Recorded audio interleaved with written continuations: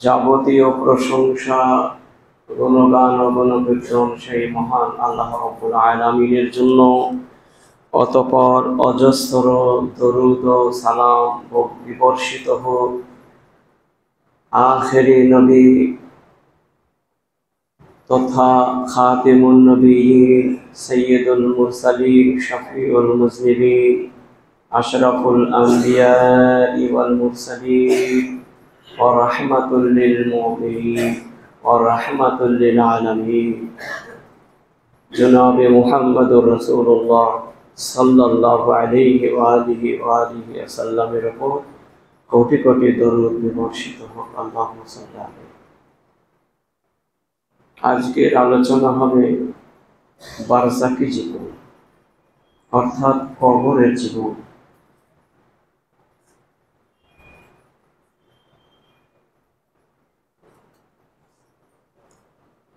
কবর এমন একটা গর্ত, এমন একটা খাদ যেটা প্রতিটা মানুষের হয় না, বরং অধিকাংশ মানুষ ওই কবরে স্থান পায়, সেজন্য কবরই বলে দেওয়া হয়েছে।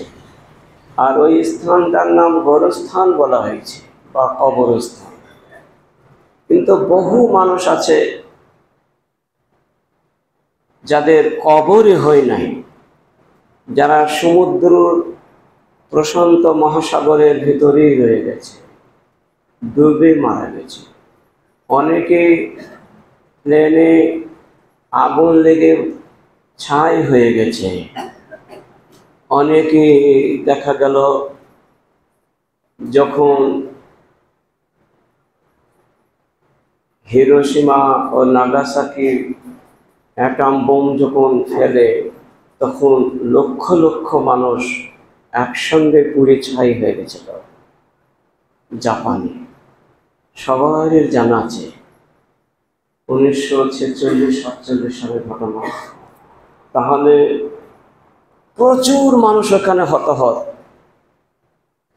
বিজ্ঞানীরা বলেছেন 3 লক্ষ মানুষ একসঙ্গে মারা গেছে। এই কম বেশি আরো বেশি এরকম ভাবে প্রচুর মানুষ মারা যাচ্ছে, কোথায় তাদের বাসস্থান কেউ জানে না।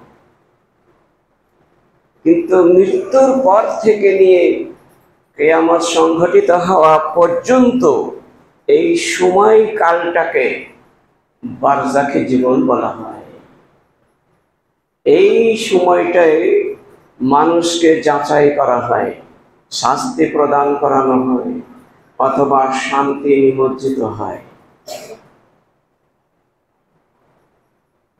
সেজন্য প্রচুর মানুষ বহু জায়গাতে তারা আছে। যারা এক শ্রেণীর মানুষ তার মৃত্যুর পরে পুড়িয়ে তাদেরকে জলে ভাসিয়ে দেয়, সেগুলোও সেখানে আছে। তো প্রচুর মানুষের সংখ্যা, ওই জন্য কিয়ামতের মাঠে এত মানুষের ভিড়ভাট্টা হবে, ওই ভিড়ই মানুষের সমস্ত অসুস্থ বোধ হবে, এবং অসুস্থ বোধ হলেও তারা নিম্নমুখী হবে না, বরং ঊর্ধ্বমুখী হবে। ওয়ামিন ওয়ারাইহিম বারযাখুন ইলা ইয়াউমি ইউবাসুন। সূরা আল মুমিনিন 100 নম্বর আয়াতে আল্লাহ রাব্বুল আলামিন উল্লেখ করে বলেন, এবং তোমাদেরকে বারজাকি জীবনে অর্থাৎ কবরের জীবনে, মৃত্যুর পরে কিয়ামত দিবস আসা পর্যন্ত একটি জায়গায় তোমাদেরকে অবস্থান করতে হবে। তাকে বারজাকি জীবন বলে, অন্তরালাল জীবন বলে। অন্তরালে থাকতে হবে, কেউ সেখানে যাবে না, কেউ একাকী থাকতে হবে, দুইজন কোনো সঙ্গে সাথী হবে না। ইলা ইয়াউমি ইউবাসুন, কিয়ামতের পূর্বে ইসরাফিলের বাঁশির সিংহায় ফু না দেওয়া পর্যন্ত কেউ উঠবে না। সবাই ওই আপন আপন জায়গায় সমস্ত মাটিতে মিশিয়ে যাবে। কিন্তু আত্মাটা কি? আত্মাটা কিন্তু মাটিতে মেশাবে না।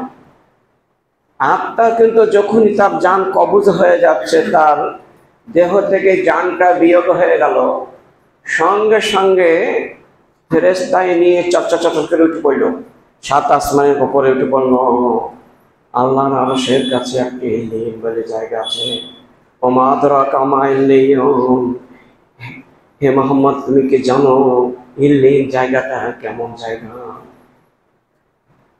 কিতাবুম মারকুম, এটা একটা সংরক্ষিত জায়গা, একটা প্রচুর ভালো মানুষের এখানে অবস্থান করার জায়গা। ইয়াশহাদুহুল মুকাররাবুন, ওখানে 24 ঘন্টায় ফেরেশতায় পাহারা দিচ্ছে। ইয়াশহাদুহুল মুকাররাবুন, আল্লাহর নিকটতম ফেরেশতা ওখানে উপস্থিত থাকবে সব সময়। ইন্নাল আবরারা লাফি নাঈম, এখানে নেককার মানুষের সৎ আমলকারী বান্দাদের এই স্থানে পৌঁছে দেওয়া হবে। ইন্নাল আবরারা লাফি নাঈম, এদের নিয়ামতের এবং প্রচুর অবদান আল্লাহ তাআলা রব্বুল আলামিন রেখেছেন, সেগুলোকে সরবরাহ করা হবে। এবং জান্নাতের সঙ্গে ইল্লিয়িনের সুন্দর একটা জায়গা, সুষম জায়গায়, একটা এমন একটা আনন্দময় জায়গায় থেকে ওই কবর পর্যন্ত আত্মাটাকে কানেকশন লাগিয়ে দেওয়া হয়, কানেক্ট করে দেওয়া হয়। যেমন আমাদের তার না আসা মোবাইলে যেমন আজকে কোনো আশ্চর্য মনে হচ্ছে না যে কোথাকার জাপানের কথা সেকেন্ডের মধ্যে হয়ে যাচ্ছে, পৃথিবীর সমস্ত খবরাখবর কয়েক মিনিটের মধ্যে সব দেওয়া যাবে মোবাইলে, টেলিফোনে। ঠিক অনুরূপভাবে মহান আল্লাহ রাব্বুল আলামিন তিনি আজিমুল আজিম, তিনি মহানত্বর মহান, তিনি গৌরবের গৌরব। তিনি এমন কানেকশন করে দেবেন ওর সঙ্গে, কিয়ামত আসা পর্যন্ত যতদিন ওই বারজাখী জীবনে থাকবে, ওখান থেকে তার সুন্দর সুষমা, সুন্দর হাওয়া, তার বাতাস, তার সুন্দর ফলফলারের মিষ্টি দুধের নহর, মিষ্টি পানির নহর, মিষ্টি শরাবের নহর, মিষ্টি মধুর নহরের সঙ্গে ওর কানেক্ট করে দেওয়া হলো। তার আরামে এমনভাবে আরামে থাকবে, সে সুন্দরভাবে, তার কোনো অসুবিধা হবে না। তাকে যখন জিজ্ঞাসা করা হবে কতদিন তুমি জগতেই বা কতদিন ছিলে, আর মৃত্যুর পরে কবরেই বা তুমি কতদিন ছিলে, সে বলবে না সকালবেলায় সন্ধ্যা রাত্রি শুয়েছি, আর সকালের আগে আমি ভোর হয়ে উঠে পড়েছি, এক ঘুম মেরেছি। একটা ঘুমের মতন কোনো জায়গাতে একটা ঘুম অর্ধেকটা হয়েছে, এখনো পূর্ণ হয়নি, ইতিমধ্যে ইসরাফিল মাটিতে আমাদেরকে তুলিয়ে দিয়েছে। এখন কি প্রশান্ত জীবন হলো। এই জীবনের নাম হয়েছে ইয়া আইয়াতুহান নাফসুল মুতমাইন্না, প্রশান্ত আত্মায়। আল্লাহ বলে ইরজিই ইলা রাব্বিকি, এসো তোমার রবের কাছে, মানে ইল্লিন জায়গায় পৌঁছে। ইরজিই ইলা রাব্বিকি রাজিয়াতাম মারজিয়া, তুমি যে মেহনত করেছো, রাত জেগে জেগে তাহাজ্জুদের নামাজ 2-4 ঘন্টা পড়েছো, তুমি যে মেহনত করে করে কোরআন মাজিদ রাতে অন্ধকারে লুকিয়ে লুকিয়ে তুমি বাড়িতে পড়েছো, কত তসবিহ তাহলিল হাজার হাজার বার, শত শত বার আঙুল গুনে গুনে তোমার যে তসবিহ পড়া আছে, এই আঙুলের সাক্ষী দিয়ে তোমাকে আজকে এই প্রশান্ত জায়গায় পৌঁছে দিয়েছে। অসুবিধা নাই, রাজিয়াতান মারজিয়া, তোমার উপরে আল্লাহ খুশি আছে, আর আল্লাহ যা জিনিস তোমাকে দেবে তুমিও খুশি হয়ে যাবে। ওয়াদখুলি ফি ইবাদি, আমার বান্দার মধ্যে, ভালো ভালো বান্দাদের মধ্যে তুমি মিশে যাও, তাদের অন্তর্ভুক্ত হয়ে যাও। ওয়াদখুলিল জান্নাতি, আর জান্নাতের ফলফলারির রস আজকে তুমি ভোগ করতে থাকো। দেখো একটা ভালো জীবন একটা হলো কেমন।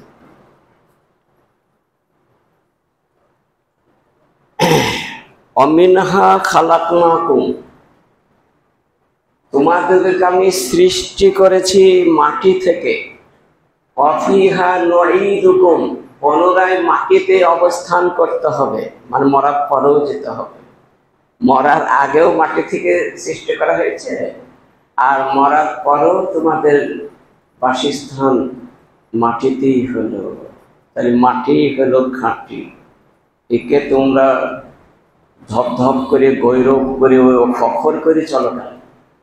রাস্তায় তুমি নিরিবিলি ভাবে আস্তে আস্তে যেতে কি হয়, লা তামশি ফিল আরজি মারহা, এই জমিনে কেউ যেন খবরদার বড় গৌরব করে চলে না।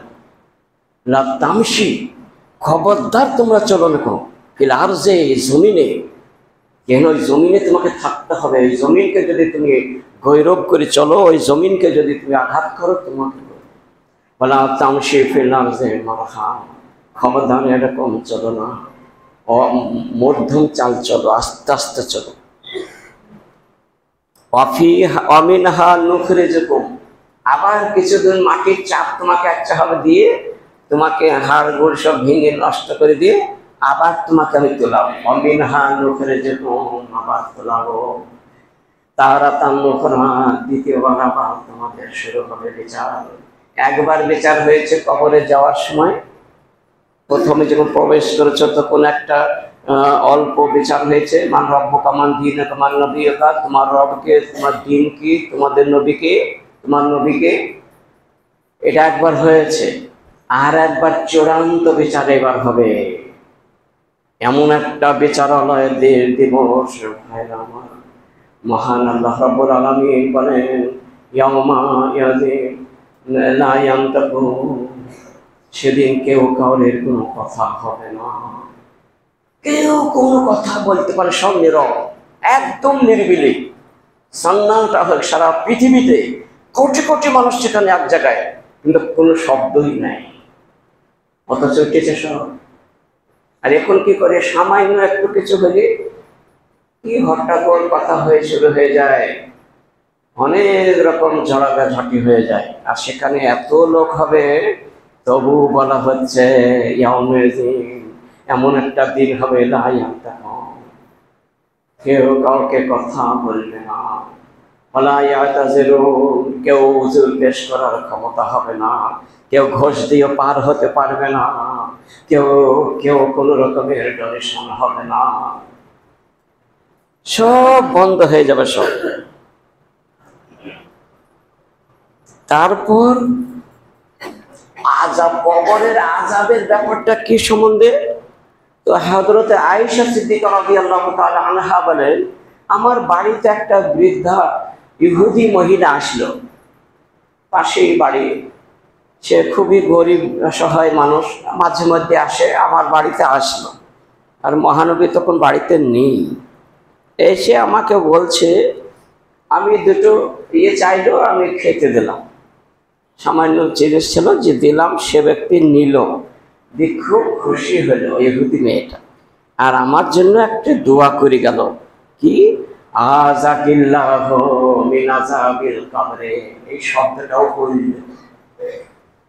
আমি হঠাৎ করে বললাম, এ শব্দ আল্লাহ, হে প্রতিপালক, হে রব্বুল আলামিন, তুমি আয়েশাকে কবরের শাস্তি থেকে বাঁচিয়ে নিও, রক্ষা করো, কবরে যেন এর কোনো আযাব না হয়। এইরকম দোয়া ওকে দিয়ে দিল। আরো হয়রান হয়ে গেছে, কবরে আবার আযাব হয়নি, কবরে আবার শাস্তি হয়, মানুষ মরে গেল তো কবরে আবার কি হবে, এরকম ভাবছে। আর জানাও না যে কবরে শাস্তি হয়। উনি তো 18 বছর বয়স যখন, তখন মহানবী পরলোক গমন করেছিলেন, তার থেকে কম 10-12 বছর বয়স হবে, এরকম টাইমে জিজ্ঞেস করছে, ওই বয়সে মনেই বাকি করে থাকে। সেজন্য বলছে যে কবরে কি আযাব হয়, তো হ্যাঁ, আরে কবরে আযাব সত্য।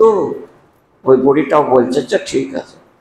কালা, তখন আয়েশা বলছেন, আর মহানবী যখন বাড়ি আসলো, মা ফামা রাআইতু রাসূলুল্লাহ বাদা, আল্লাহ নবীকে আমি জিজ্ঞেস করলাম, ওই মেয়েটা, ইহুদি মেয়েটা আমাকে এসে বলছে কবরে আযাব থেকে ওকে রক্ষা করো, কবরে কি আযাব হয় নাকি? আরে কবরে আযাব তো সত্য, আযাবুল কবরে হাক্কুন, কবরে আযাব ধ্রুব সত্য গো, এর কোনো ভুলই নয়, ও সঠিক বলেছ।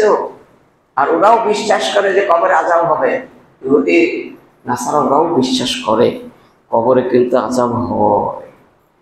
তো তখন থেকে মহানবীকে আমি দেখলাম, মা রাআইতু রাসূলুল্লাহ, বিশ্ব নবীকে আমি দেখলাম, বাদম সাল্লা সালাতান ইল্লা তাআওয়াজা, এমন কোন নামাজ নাই যে নামাজের পরে বা নামাজের মাঝখানে সালাম ফিরবার আগে তিনি কবরের শাস্তি থেকে রক্ষার জন্য দোয়া করেননি, এমন কোনো দিন আমি পাই নাই। সাল্লাহ সালাতান ইল্লা তাওয়াজা, কবরের সাজাব থেকে আল্লাহ নবী তিনি বারাহা শাস্তির জন্য তিনি দোয়া করে গেছেন। বিল্লাহে মিন আযাবিল কবরে, কবরের আযাব থেকে তিনি দোয়া করে গেছেন। সহিহ বুখারীর 1372 নম্বর হাদিস এবং সহিহ মুসলিমের 903 নম্বর হাদিস, যে মহানবী প্রত্যেকটা নামাজে তিনি কবরের শাস্তি থেকে আযাবের জন্য, আযাবের শাস্তি যাতে না হয় তার জন্য দোয়া করে গেছেন। যেমন আল্লাহুম্মা ইন্নী আউযু বিকা মিন আযাবি জাহান্নাম ওয়া আউযু বিকা মিন আযাবিল কবর ওয়া আউযু বিকা মিন ফিতনাতিল মাসীহিদ দাজ্জাল ওয়া আউযু বিকা মিন ফিতনাতিল মাহইয়া ফিতনাতিল মামাত আল্লাহুম্মা ইন্নী আউযু বিকা মিনাল মাআসিমি ওয়া মিনাল মাওয়া। এই যে দোয়াটা করে গেছেন, কয়েকটা জিনিস থেকে তিনি পানা চেয়ে গেছেন। 1 নম্বর, জাহান্নামের আযাব থেকে, শাস্তি থেকে আল্লাহ তুমি আমাকে রক্ষা করো, তুমি কবরের শাস্তি থেকে আমাকে রক্ষা করো, ফিতনার দাজ্জাল থেকে আমাকে মুক্তি দিও, আর ইহকালের ফিতনা থেকে আর পরকালের ফিতনা থেকে আমাকে বাঁচিয়ে রেখো।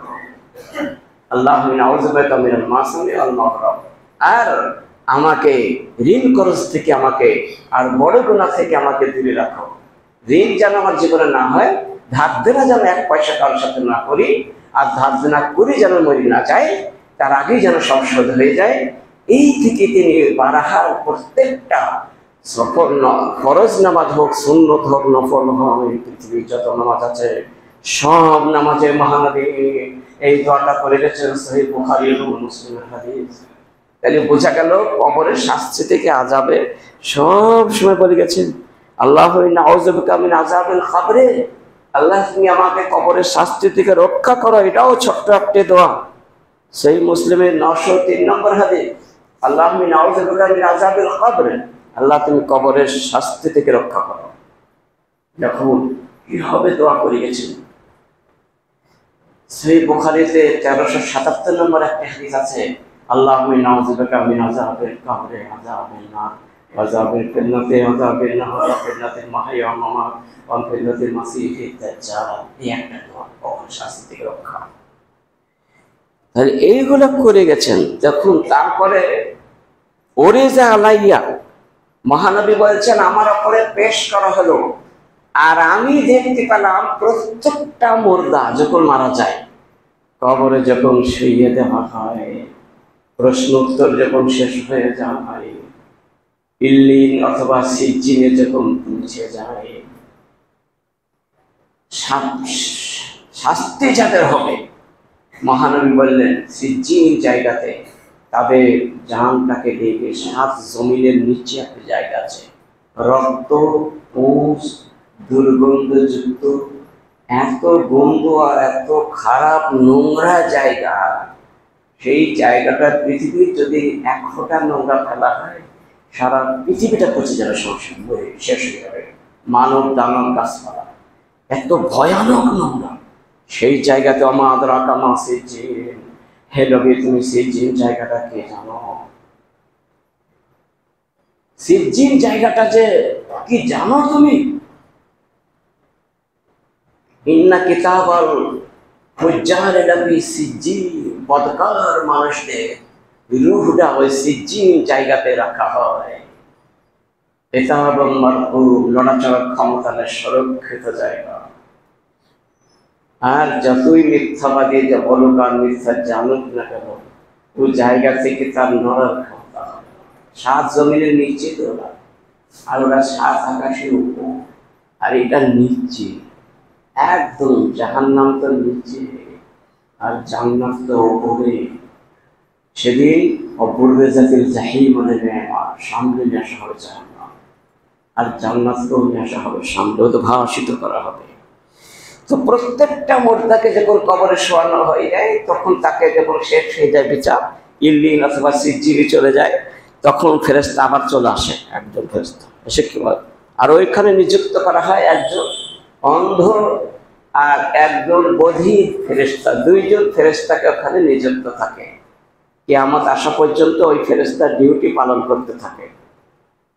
তাদের ডিউটি পালন কি করে, ওই একজন অন্ধ ফেরেশতা আর একজন বোবা ফেরেশতা, কালা ফেরেশতা, কালা শুনতে পাই না, বধির না, কালা, হেভি কালা, সে যতই মারপিট হোক শুনতে পাবে, আর এ দেখতেই পাবে না।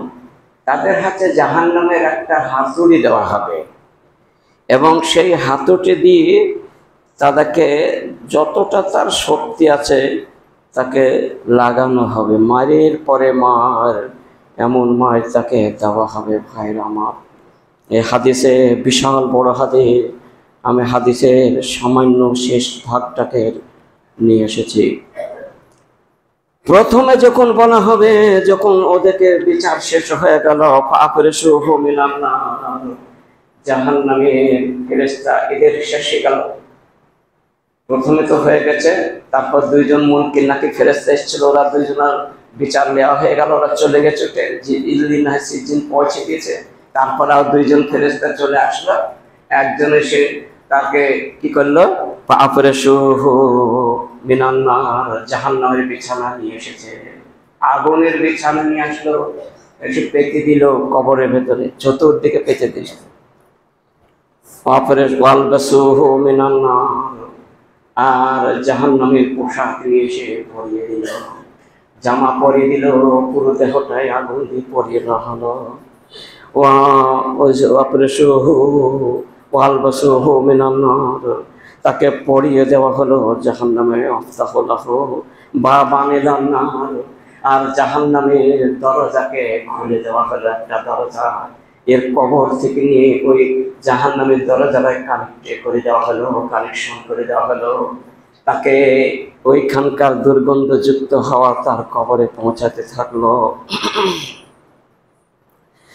তারপর কি হলো, ইউজাইয়িকু আলাইহি কবরহু, ওই কবরটাকে সংকুচিত করে দেওয়া হলো, সংকীর্ণ করে দেওয়া হলো, ছোট করে দেওয়া হলো।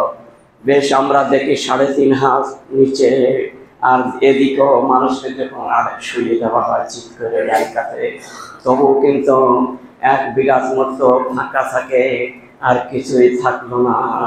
তাকে এমন হবে, পূর্বের মাটি পশ্চিমে, পশ্চিমের মাটি পূর্বে, দক্ষিণের মাটি উত্তরে, উত্তরের মাটি দক্ষিণে, এমন হবে চেপে ধরলো, ইউকাই সুম্মা ইউকাই জলাহ, তাকে এমন হবে চেপে ধরলো। ভাইর আমার, তুজাইয়িকু আলাইহি কবরহু হাত্তা তাখতালিফা ফিহি আজলাহু, তারপর ওর এমন হবে যে চাপ মেরেছে, যা সাকরাতুল মাউতের হাতে এমন হবে, তাকে চাপ মারলো, তার গঠনকে সমস্ত হাড়গুলা ভেঙে কুচি কুচি হয়ে আটা হয়ে গেল, পেশাই হয়ে গেল সঙ্গে সঙ্গে। হে তাসলাহু সুম্মা ইউকাইয়াজুলাহু, তারপর দুইজন ফেরেশতা এরা চলে গেল, এর কাজ হয়ে গেল। এবার দুটো ফেরেশতা ওই চলে আসলো, বধির আর অন্ধ। ওই ফেরেশতা এসে লোহার বড় ধরনের হাতুড়ি নিয়ে এসে তাকে এমন ভাবে মারতে শুরু করলো, একবার যখন মারে ও হারিয়ে যায়, খুঁজে পাওয়া যায় না, মাটিতে মিশে যায়। সেকেন্ডের মধ্যে দেখতে আবার নতুন হয়ে চলে এসেছে। লা ইয়ামুতু ফিহা ওয়া লা ইয়াহইয়া, তার মৃত্যু হয় না, তার জানও ছাড়ে না, তার কষ্ট থেকে রেহাইও পায় না, এত কষ্টর উপরে কষ্ট তার হতে থাকে। অন্ধ, এই ফেরেশতাটা দেখতেও পাবে না, এত চিৎকার হবে, কিন্তু বিকট আওয়াজ হবে। ওয়া আসাম্মু মাহু, আর সে বধির, সে কালা শুনতে পায় না। মির্জাবাতুল মিন হাদিদি, লোহার একটা হাতুড়ি ওর হাতে থাকলো। লাও, ওই হাতুড়িটা ভাইরা আমার এত জোরে আঘাত করে, জাহান্নামের ওই হাতুড়ি। লাউ জোরে বা বিহা জাবালুন, মহানবী আমার বলেন, যদি ওই হাতুড়ে যদি এক ঘা, যদি একটা বড় পাহাড়ে আঘাত করা হয় পাথরের ওপরে, তার তো সারা তুরাবান, সব মাটি হয়ে যাবে, সব মিশিয়ে ধুলো হয়ে যাবে, পাহাড়টা পাথরগুলো ধুলো হয়ে যাবে। ফায়াজের বহু জারবাতান, বড় ধরনের আঘাত, তাকে আঘাতের ওপরে আঘাত করা হবে। ইয়াসমাউহা, এত বিকট আওয়াজে চিৎকার করবে আর চিল্লাবে, হাই মা বাইনাল মাশরিকি ওয়াল মাগরিবি, পশ্চিমে সূর্য যেখানে উদিত ডুবে আর পূর্ব সাইডে সূর্য যেখানে উদিত হয়, এত দূর পর্যন্ত সমস্ত জিনিসই শুনতে পায়।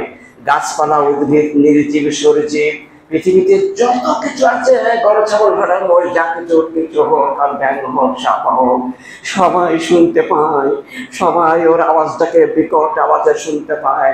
ইল্লা সাকলাই, মানুষ আর দানবের বাদ দিয়ে, শুধু মানুষ জিন ইনসান বাদে এই দুইজন কিন্তু কিছুই বুঝতে পারেন। এটাকে বোঝার শক্তি দেওয়া হয়নি, চিন্তাই করে নেওয়া হয়েছে, আর সবাই কিন্তু শুনতে পায়।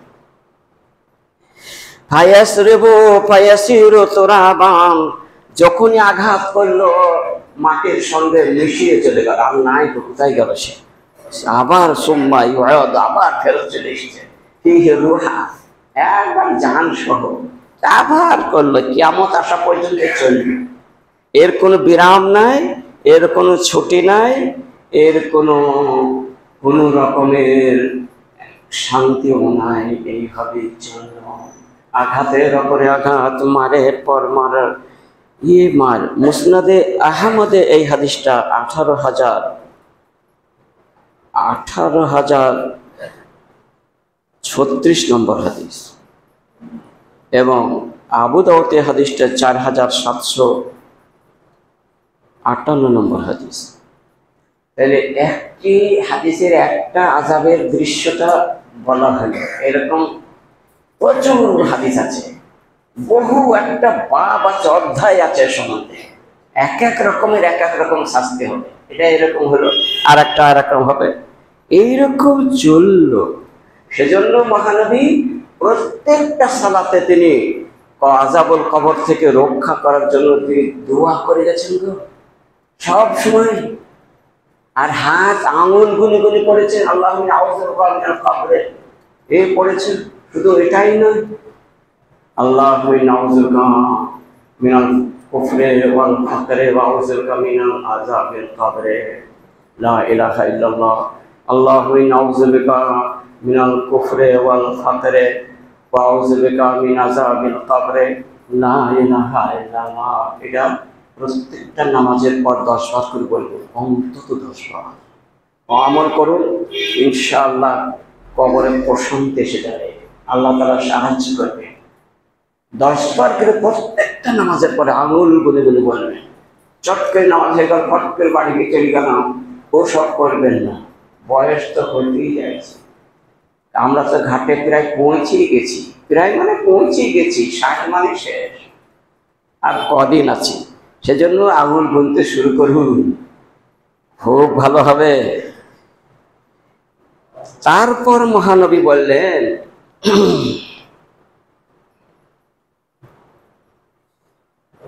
মানুষ যখন মারা যাচ্ছে, দেখা যাচ্ছে একটা হাত পড়ে আছে এক জায়গায়, একজনা ট্যাং পড়ে আছে এক জায়গায়, মাথা পড়ে আছে এক জায়গায়, ধড় পড়ে আছে এক জায়গায়। আমাকে ফোন করে মাঝে মধ্যে যে কলে হাত থেকে বগল থেকে কেটে ঝুলে চলে গেছে, পড়ে গেছে, ওটা কি করা যায়?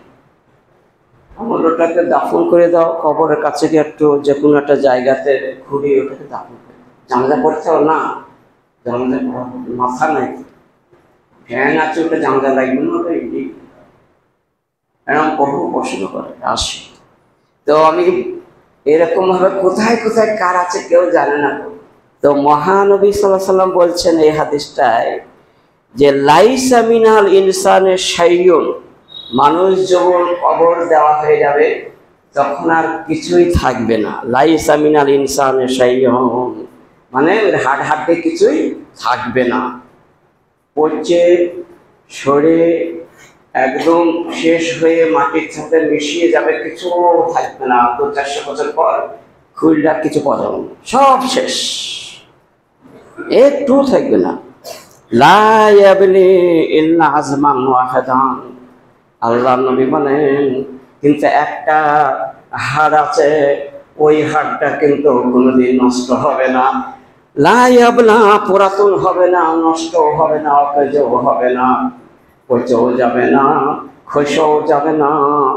ওই আজমান ওয়াহেদান, একটাই হাড্ডি, অবা আজবুল জামবে, পুরা মেরুদণ্ড নিচের অস্থি গ্রন্থ, মেরুদণ্ডের নিচে একটা রাই দানার সমান গোল একটা ছোট্ট একটি হাড় আছে, ওই হাড়টা সরিষার দানার সম পরিমাণ। ওই হাড়টা কিন্তু ওইভাবেই থাকবে, ওকে আগুনে পোড়ানো হয় তাও পূর্বে ছাই হবে না, কিচ্ছু হবে না, ওটা ছাই। আর ওইটার থেকে ওইটাই জানের সাথে কানেকশন দেওয়া আছে, আর ওইটাতেই আবার সতেজ হয়ে মানুষ হয়ে যাবে, সব সেকেন্ডের মধ্যে মানুষ হয়ে যাবে সব। কিরকম হবে? ইল্লা আজবান ওয়াহেদান ওহ আজবুল জামবে। আর আর ওটা বলা হয়েছে অমিনহু ইউরাক্কেবুল খালকু ইয়াউমাল কিয়ামা। আর কিয়ামতের দিনে যে কুরসিনে ফু দেওয়া হবে, ইউরাক্কেবুল খালকু, মখলুকাতের যা কিছু আছে সব আপনার জায়গায় লেগে যাবে, সেকেন্ডের মধ্যে সব লেগে গেছে, কি মানুষ হয়ে গেছে একদম। অনেক পশু পক্ষীকে দেখা যায় মরে যায়, রাস্তাঘাটে ফেলে দেয়, এখানে ওখানে খেয়ে দেয়, কোথায় থাকে, সে সব এক জায়গায় হয়ে যাবে, একদম এক জায়গায় হয়ে যাবে। এটা থেকে আমরা সহিহ বুখারীর 4935 নম্বর হাদিসটি আমরা বুঝতে পারলাম যে সমস্তকে একত্রিত হওয়ার ক্ষমতা আল্লাহ তাআলা রাখে। প্রচুর মানুষ পৃথিবীতে আছে, অনেক মানুষ গায়ের মুসলিমের মধ্যে, তারা কিন্তু এটা বিশ্বাস করে না যে আজ তো আমাদেরকে জিনতে হতে হবে না, আজ তো জানতে কেউ পারবে না, এইসব বলি। কিন্তু মৃত্যু হবে এটা কেউ অবিশ্বাস করে না, মৃত্যু হবে এটা সবাই বিশ্বাস করে। মৃত্যুর পর কি হবে এটাকে অনেকে অস্বীকার করতে শুরু করেছে, কিন্তু অস্বীকারের জায়গা নেই। তাই অনেকে দেখা যাচ্ছে আধুনিক বিজ্ঞানে বলা হয়েছে, তারা দেখেছে কি মানুষের চুল এবং মুখের লালা নিয়ে গবেষণা করে, অর্থাৎ ডিএনএ টেস্ট করে বংশ পরিচয় তারা পেয়ে যাচ্ছে। এই দুটোতে তারা পরীক্ষা নিরীক্ষা করে কোন বংশের লোকেরা এর কেমন আছে তা ধরে ফেলতেছে। তাহলে আল্লাহ তাআলা কেমন, আল্লাহ তাআলা হিকমতওয়ালা, তিনি তো কিয়ামতের দিনে ইউরাক্কেবুল খালকা, তিনি করবেনই, কোথায় থেকে সেকেন্ডের মধ্যে ধরে যাবে। মানুষের যখন এতটা ক্ষমতা আল্লাহ তাআলা দিয়েছেন, তারা কিন্তু বুঝতে পারছে যে এই বংশের লোকে এই রক্তটা এর সাথে মিশে যাইছে, ওই রক্ত নয়, চাপ বুঝে দিচ্ছে। মেশিন, এখন যে মেশিনগুলো আধুনিক উঠেছে, তাইলে তো হবে, এ তো বোঝাই যাচ্ছে। সেজন্য কিছু করার নাই ভাইরা আমার। সেজন্য একটি দোয়া সবসময় আমাদের কবরের শাস্তি থেকে রক্ষা করার জন্য দোয়া অনার গোল আমাদেরকে করে যেতে হবে। দেখুন, তো হযরত উসমান গনি রাদিয়াল্লাহু তাআলা আনহু বিখ্যাত সাহাবা, আশারায়ে মুবাশশারার মধ্যে অন্যতম। ইনি কবরে কাঁদতে গেলে ইজা ওয়াকাফা আলা কবরি বাকা, কান্না করতে, হাত্তা ইয়াবুল্লাহ লিহিয়াতাহু, তার দাড়ি পর্যন্ত নিয়ে অস্ত্রয় ভিজে, জামা কাপড় ভিজে বাড়ি দিয়ে আসছে। জিজ্ঞাসা করছে কি ব্যাপার, কোথায় গা ধুয়েছে নাকি? না, কমিয়ে আসে যে ওই দিক দিয়ে আস্তে আস্তে দুটো কবর ছিল পাশে, ওইখানে তুমি কান্না করেছ। হ্যাঁ, এই লালাহ সাহাবারা জিজ্ঞেস করলেন, থামো, তুজকারুল জান্নাতু ওয়ান নার, জাহান্নামের আগুনের আযাব করে আল্লাহ তাআলা কি কষ্ট করে বলে, আমরা সব ভিজে হয়রান হয়ে যাই, নই পড়ে সমস্ত ভিজে যায় মসজিদের ভেতরে, নই সাহেবের ওয়াজে তুজকারুল জান্নাতু ওয়ান নার, জান্নাতের ওয়াজ যখন করে তখন হেসে আমরা পাগল হয়ে যাই। আর উসমান, তুমি তোমার হৃদয় এত কষ্টে পাথরের মতো শক্ত, তোমার নই পড়ে না কেন বলো? আর তুমি কবরের কাছ দিয়ে গেলে একাকে হলো, তুমি কেন এত জোরে মানে কান্না করো? তোমাকে বলতে হবে। সবাই চেপে ধরলো। তখন উনি বলছেন, কালা কালা রাসূলুল্লাহ, তখন উনি বললেন, ইন্নাহু কালা, মহানবী বলেছেন, ইন্নাল কাবরা আউয়ালু মানজিলি মানজিলিন মিন মানাজিলিল আখিরাতে। কবর হলো পরকালের যত স্থান আছে, কঠিনতম স্থান, ভয়ানক জায়গা আছে, সব থেকে বড় ভয়ানক জায়গা হলো কবরস্থান। হাইন্না জামিল হোক হুমাবাদাহ আয়সারমিল হোক, এইখানে যদি কেউ দেখা যাচ্ছে ক্ষমানা জামিল হোক, এইখানে যদি কে পাশ করে যায় তাহলে ক্ষমা বানাদাহ আয়সারমিল হোক। এরপরে কিয়ামতের দিনে ওঠার পরে যত রকমের ফয়সালার দিন হবে, সমাধানের দিন হবে, সেদিন অতীব সহজ হয়ে যাবে, তার আর কোনো আনন্দ হয়ে যাবে, তার আর কোনো কষ্ট হবে না। আর মহানবী বলেছেন আর কবরে যদি আটকা পড়ে যায়, কবরে যদি জটিল হয়ে যায়, প্রশ্নের উত্তর যদি খুঁজে না পায়, যদি এদিক ওদিকে তাকায় আর হা হা না আদরি বলে, হায় আফসোস আমি কিছুই জানি না, মানুষ যা বলতে আমি তাই বলতাম, কে রব আমি কি করে বলবো, এরকম যদি হয়ে যায়, হায় হায় ক্ষমা বাদাহ অসাধ্য মিলহ। এরপরে যত স্থান আছে, কঠিনতম জায়গা, জটিল জায়গা, সেখানে আরো বেশি আটকা পড়ে যাবে। ওখানে যেমন সহজে আটকায় পড়ে গেল, এখানে কঠিনতম আটকায় পড়ে যাবে। কেননা মহান আল্লাহ তাআলা বলেছেন, আল্লাহ নজি কামনাহু মিনাল আযাবিল আদনা দুনাল আযাবিল আকবার আল্লাহুম ইয়ারজিউন। দুনিয়ার আযাবটা হচ্ছে কোন, দুনিয়ার প্রশ্নটা সহজ, পরকালের প্রশ্ন আরো কঠিন এবং জটিল, সেখানে আরো কষ্ট হয়ে যাবে, সেখানে খুঁজে পাবেই না, জাহান্নামে যেতেই হবে তাকে। আকালা এবং শেষে মহানবী কদিন আগে বলেছিলেন, মার রাআইতু মানজারান হাত্তু ইল্লা ওয়াল কাবরা আফজাউ মিনহু। মহানবী বলেছিলেন যে আমি কবরের চেয়েও ভয়ানক দৃশ্য আমি জগতের দেখি নাই। কাল থেকে আমি কবরের থেকে কঠিন জায়গা আমার মনে হয় আর নাই। সেজন্য মহানবী বলে গেছেন আফজাউ মিনহু। নাসাইয়ের এই হাদিসটা বর্ণনা করা হয়েছে ভাইরা আমার, এবং ইবনে মাজাহ এই হাদিসটি 4267 নম্বর হাদিস। কবর এমন একটা জায়গা, সেজন্য যখন মানুষকে কবর দেওয়া হয়ে যাবে তখন কি করবেন শুনুন। সময় হলো না, আর একটি হাদিস ছিল যা, তো যখন মানুষকে মাটি দেওয়া হয়ে গেল তখন ছোটাছুটি করে বাড়ি আসবেন। নিজেদের লোক যে মারা যাবে তা অবশ্যই থাকবে, যত কাজই হোক সেখান থেকে লড়বেন না। সহিহ বুখারী আছে যে আমিরের হাদিস থেকে মহানবী বললেন যে একটা উট জবাই করো, ওরই খাল ছাড়িয়ে মাংসটা ভাগ করা হয়ে যায় সব, তারপর বাড়ি চলে গেলেন, ততক্ষণ পর্যন্ত দেরি থাকো। সেই বুখারী বলে ততক্ষণ পর্যন্ত কবরের কাছে তোমরা দাঁড়াও, খবরদার বাড়ি আসো। এবং কি বলতে হবে, ওই 6টা দোয়া বলতে হবে। আল্লাহুম্মা গফির ওয়ারফা দারজাতাহু বিল মাহদিয়িন ওয়াখলুফহু ফি আকিবিহি ফিল গাবিরিন ওয়াগফির লানা লাহু ইয়া রাব্বাল আলামিন ওয়াফসাহ লাহু ফি কবরিহি ওয়ান্নাব্বির লাহু ফিহি। আর একটা আল্লাহুম্মা গফির লাহু ওয়া সাব্বিতহু আল্লাহুম্মা গফির লাহু ওয়ারহামহু ইন্নাকা আনতাল গফুরুর রহিম আল্লাহুম্মা আউসি লাহু ফি কবরিহি আল্লাহুম্মা আইযহু মিন আযাবিল কবর আল্লাহুম্মা সাব্বিতহু বিল কওলি সাবিত আল্লাহুম্মা আরহামহু আল্লাহুম্মা গফির লাহু ওয়ারহামহু ইন্নাকা আনতাল গফুরুর রহিম। এই 7খানা দোয়া অনার্গল 321 বার অন্তত কমপক্ষে বলবেন, এবং আস্তে আস্তে বলবেন, কাঁদো কাঁদো অবস্থায়। ওই মোড়টা ভালো হবে। কোটি টাকা ব্যয় করলে এর থেকে ভালো জিনিস আর নয়। সেজন্য প্রত্যেককে অনুরোধ রাখছি, ওখানে যাদের নিজের আত্মীয় নিকটতম মারা যাবে তার কাছ থেকে নড়বেন না, কমপক্ষে আধ ঘন্টা।